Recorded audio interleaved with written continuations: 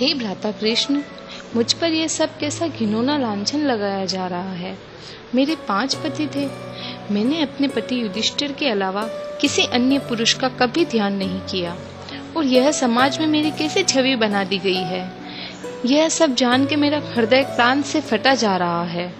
और यह भारतवासी कैसे निष्ठुर मनुष्य हैं, जो उस भारत की नारी के बारे में इतनी घिनौनी बात सुनकर भी चुप्पी साधे हुए हैं। क्या अपने घर की स्त्रियों के बारे में यह सब सुनकर भी वे ऐसे ही शांत रह सकते हैं? हे प्रिय बहन द्रौपदी, शांत हो जाओ। मैं सब कुछ देख रहा हूँ, पर इन अधर्मियों को यह नहीं मालूम कि लक्ष्य वेद के पश्चात जब युधिष्ठिर ने अर्जुन को तुमसे प्राणी ग्रहण करने के लिए कहा, तो अर्जुन ने यह कहकर साफ मना कर दिया कि बड़े भाई के अविवाहित रहते हुए मैं कैसे विवाह कर सकता हूँ। शास्त्रों के अनुसार बड़े भाई के अविवाहित होते हुए जो छोटा भाई विवाह करे तो नरक का भोगी बनता है। अतः हे भ्राता, आप ही द्रौपदी से विवाह करें। इस प्रकार तुम्हारा विवाह युधिष्ठिर से हो गया।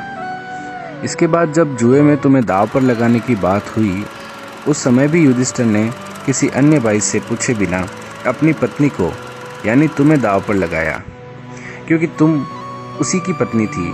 तुम पर युधिष्ठिर का अधिकार था। यदि तुम और भाइयों की भी पत्नी होती तो उसे अन्य भाई ऐसा करने से जरूर रोकते। यही अटल सत्य है। यह पूर्ण सत्य न जानकर भारतवासी स्वयं ही भारत की नारी की मान मर्यादा, उसके सुचरित्र को मटियामेट कर रहे हैं, जिसका फायदा विधर्मी खूब उठा रहे हैं और वैदिक धर्म को चोट पहुंचा रहे हैं।